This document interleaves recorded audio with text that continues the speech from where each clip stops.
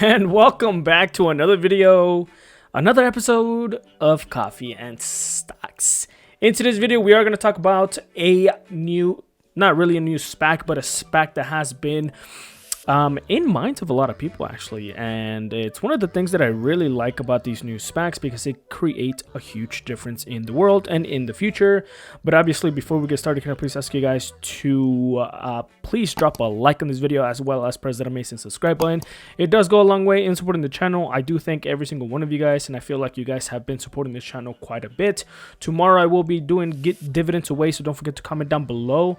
That gets you an entry to win the dividends, and we're gonna pick randomly. So please drop a comment, and that way we could give you some money. All right, so let's get started on the SPAC that we are talking about. Let me zoom in for you guys, and we are talking about a Vector Acquisition Corp with the ticker symbol of VACQ. Currently going for $11.44 now. Since the market is still open. It did drop a little bit, obviously, from $11.97. The market right now is kind of selling off again, so please be careful when investing in such companies. Not this one in particular, but with a lot of other companies that have a lot of volatility, this could definitely hurt a lot if you own with a high price point. Now, when the market does sell off, like I've said before, when you do have a company in mind, when you've done your research in those different companies and you like it, but you wish you could have gotten in a little bit lower, this is your opportunity to do that. So let's talk a little bit more about Vector Acquisition. Their 52-week high was $15.15. Yes, it sold off a little bit, but once again, this is definitely going to go up in time. All right, so definitely keep that in mind. One of the few things that I do want to talk about, they are doing rockets, and it's very awesome with the different things that they are doing. They have the Electron rockets. They also have the Neutron rocket, which we'll talk about in a sec. I guess I could just click on it. The Electron rocket right here, 18 launches to date, which is really good. I mean, you see some progress with some of these companies, which is really great. 97 satellites successfully deployed, and only a reusable small launch vehicle. This is the small one, and then you have the Neutron. That's the biggest, the bigger one right now. As you can see, the Electron overview right here, height 18 centimeters, etc. It weighs around 13,000 kilograms, so that's a lot. So Electron's unique kick stage is designed to deliver small satellites to precise and unique orbits, whether flying as dedicated or rideshare. As you can see, different points right there.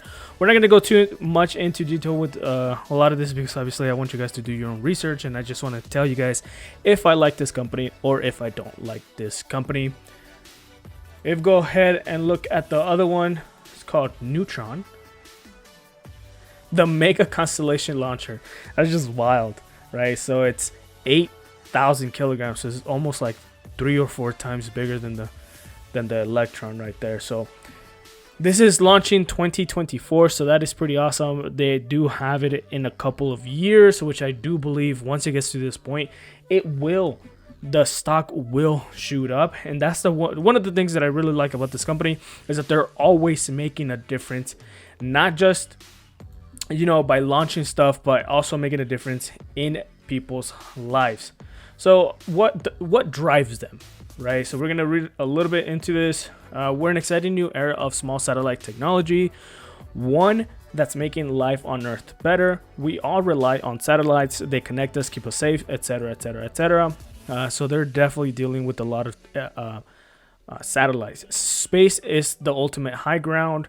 We're enabling companies, students, scientists, researchers, governments, and entrepreneurs alike to get their ideas to orbit. Right now, a solar system of possibilities has opened up for people who thought space was out of reach until now. So, I mean, they're giving a lot of people opportunities to do quite a bit of things, which I honestly really like myself. I know this company right now is a huge competitor to SpaceX, which is really nice. I mean, a lot of companies out there, a lot of EV vehicles or companies out there, they're trying to compete against Tesla, and then you have other companies like a Rocket Lab USA who is competing against SpaceX as well. As you can see right here, one of the news that came out in March, Rocket Lab unveils plans for new 8-ton class reusable rocket for mega constellation deployment. That's the one we just talked about right now, which is the Neutron satellite. So that is pretty awesome. They talked about it on March 1st. So this company, I do believe 100% will reach higher than $25, which honestly, that's a lot of money. Another thing that I want to talk about, Rocket Lab to go public in a merger with SPAC Vector Acquisition. Obviously, this is the SPAC that we are talking about, and they're going to go and merge with Vector Lab, valuing the company at $4.1 billion.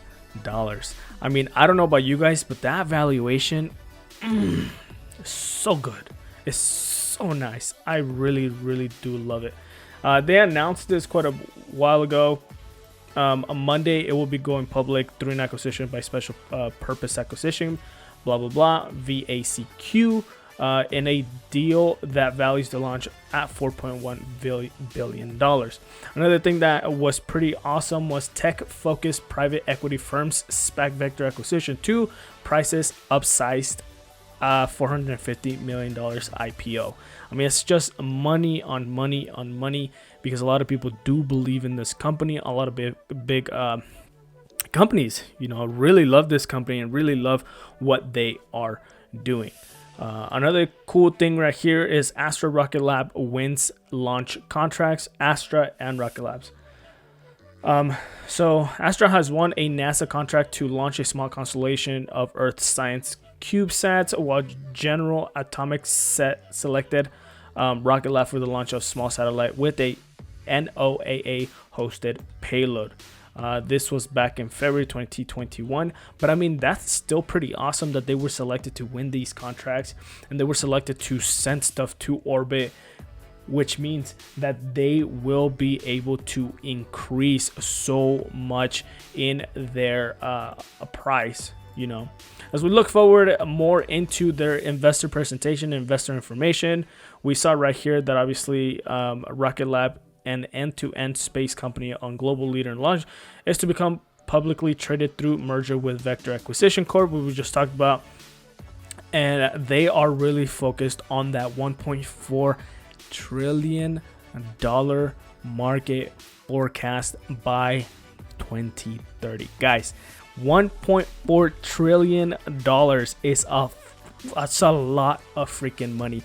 I love it. Right, so especially being a competitor of SpaceX, that is incredible.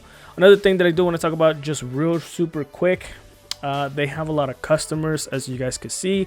They have NASA, which they've done 2 missions. They have DARPA, which they have 1 missions.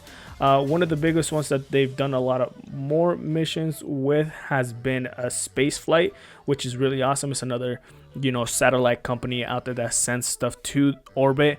Really, really great.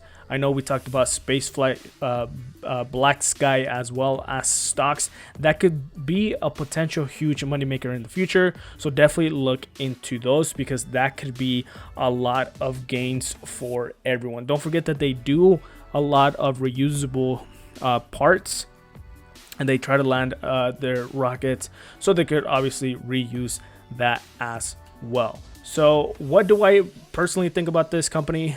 Well, I like it, right? Don't forget that a lot of the SPACs come into the market at around a $10 mark. Yeah, as you guys can see right here, it came at a $10 mark, and then it shot up to the $15.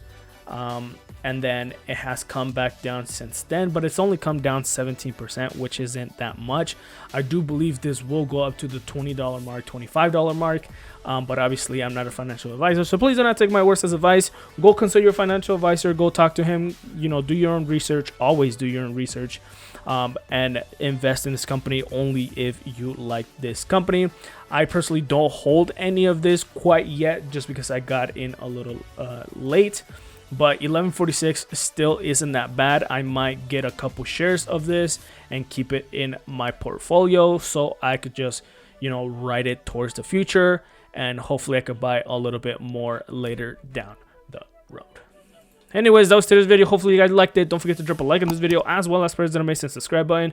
It does go a long way in supporting the channel. I do thank every single one of you guys. And also comment down below, because that gets you dividends for tomorrow. And I will see you guys next time on Coffee and Stocks.